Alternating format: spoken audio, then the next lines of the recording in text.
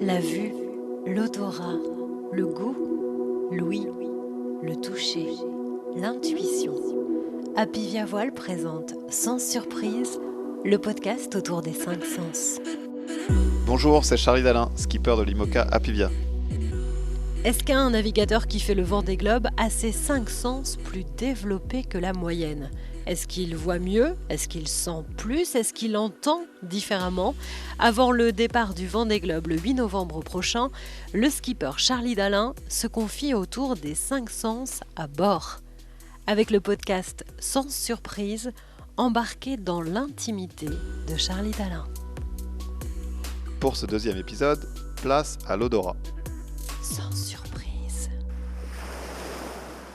Les odeurs quotidiennes, c'est l'odeur du large, qui est un peu indescriptible, qui n'a pas vraiment d'odeur d'ailleurs, mais c'est un peu comme le goût de l'eau, quoi. Il y en a un sans en avoir, quoi.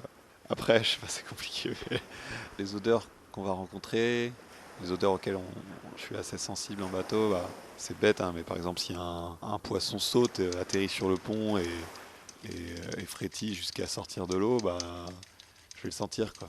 Je vais sentir l'odeur de ce petit poisson qui a dû se demander pendant quelques secondes ce qui lui arrivait. Quand on passe à côté d'une terre et que le vent vient de la terre, on sent très fort l'odeur de la terre.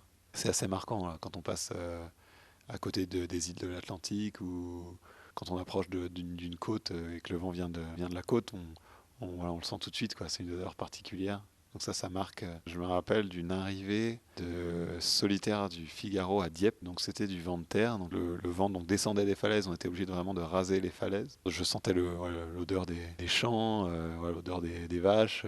Et on sentait vraiment extrêmement bien les odeurs de la terre. Et je finis par rentrer dans la baie de Dieppe. Donc je suis un petit peu plus loin. Je suis à presque 4-5 km au large quand même. Et là, j'ai senti clairement une odeur de café, quoi. Donc c'était tôt le matin, il devait être 5 ou 6 heures du matin, et quelqu'un, quelque part dans Dieppe, faisait du café, et j'en suis certain, c'est pas une hallucination.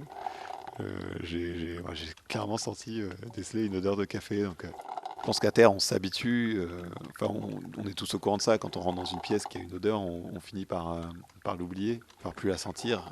En mer, quand une odeur qu'on n'a pas sentie depuis longtemps arrive, on la sent assez fort. Et je pense qu'on est du coup extrêmement sensibilisé à ces odeurs terriennes auxquelles on n'est pas confronté pendant plusieurs jours, pendant plusieurs semaines. Mais au fait, ça sent quoi, la mer ? Quels sont ses parfums, ses variantes ? Est-ce qu'elle inspire toujours autant ? Et est-ce qu'on peut reproduire son odeur ? Sans surprise, a fait appel à une spécialiste. Bonjour, je suis Annick Le Guerrer, anthropologue, historienne des parfums et des odeurs.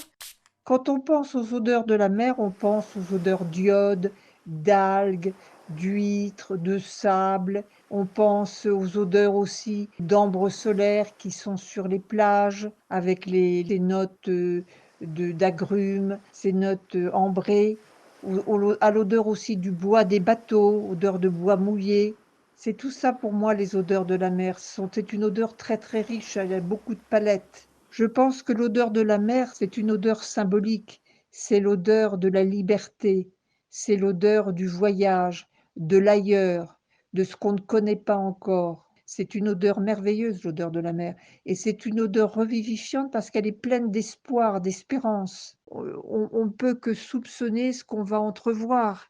L'odeur de la liberté, de l'aventure, du rêve. Les odeurs de la mer ont énormément inspiré les écrivains. On pense évidemment tout de suite au Vieil homme et la mer d'Ernest Hemingway.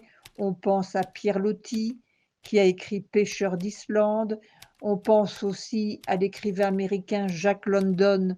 Au début du XXe siècle, il a beaucoup navigué, il a été très réceptif aux odeurs du large, parce que pour lui, c'était des odeurs de liberté, l'odeur de la mer. Je pense aussi à un poète qui s'appelle Roger Desvignes, et qui a écrit un poème qui s'appelle Odeur marine. J'ai dans l'âme une odeur marine, odeur du large, odeur de plage, odeur de port, de vieux ports goudronneux, où la marée délaie lentement l'ombre des grands navires. l'odeur de la mer a beaucoup inspiré, hein. Mais attention, il y a certaines odeurs qui ne sont pas toujours si agréables que ça. Certaines sont même carrément annonciatrices de danger. L'odeur de la colle, c'est mauvais signe quand on la sent, parce que c'est-à-dire qu'on est en train de réparer quelque chose. Après, voilà, si une pièce de carbone se casse aussi, ça a une odeur particulière. Ça, c'est pas un bon signe, mais souvent il y a eu Louis à alerter avant. Quand je vais allumer, donc on a un moteur à bord qui est obligatoire, enfin pour pouvoir rentrer et sortir dans les ports, et aussi pour des raisons de sécurité si on doit aller aider un concurrent.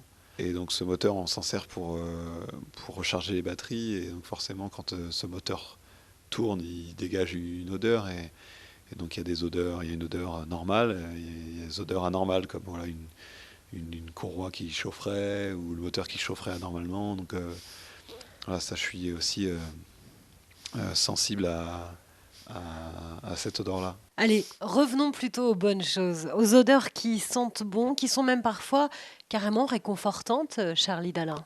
L'odeur d'un plat qui est en train de chauffer aussi, c'est assez agréable, ou quand on ouvre un paquet de fruits secs ou de biscuits, ou voilà, forcément ça a une odeur. Et quand le cockpit se remplit de l'odeur d'un plat lyophilisé qui est en train de se réhydrater, ça, quand c'est un plat qu'on ne connaît pas, souvent c'est un bon indicateur de ce qui va être bon ou pas. Et sinon, allez Charlie, en toute sincérité, vos odeurs à vous, on en parle ? Par exemple, si j'enlève mes bottes après quelques jours, je peux sentir une petite odeur, mais ouais, je pense que je m'habitue assez vite aussi à mon odeur, donc voilà, heureusement, elle ne me dérange pas. Après, j'ai quand même une hygiène minimum à bord, donc je ne suis pas souvent gêné par ma propre odeur. Si vous aussi, l'odeur de la mer vous fait du bien, mais que vous ne pouvez pas y aller quand vous le souhaitez, voici quelques conseils pour reproduire cette odeur si réconfortante chez vous avec l'historienne Annick Le Guérer. Si vous voulez restituer l'odeur de la mer sans faire appel à la chimie, il faut faire appel au cyprès, au lotus, au Christ marin. Ça donne une odeur iodée. Il faut faire appel aussi à des extraits végétaux tels que le nérol, le salicylate de benzyle, le mélonal. Ça, ce sont des extraits végétaux. Mais il y avait eu une petite perte de vitesse des parfums marins, mais aujourd'hui, ils reviennent en force à la mode. Parce qu'il y a un goût de nature aujourd'hui. Les gens ont soif de nature. Ils ont soif de parfums qui les évadent très loin. Ça revient en force aujourd'hui. Eh bien, je souhaite à Charlie Dalin un très bon Vendée Globe et je lui envoie plein de parfums de réussite qui l'accompagneront dans son aventure. Retrouvez-moi le 8 novembre au départ du Vendée Globe et sur les réseaux Happy Via Voile.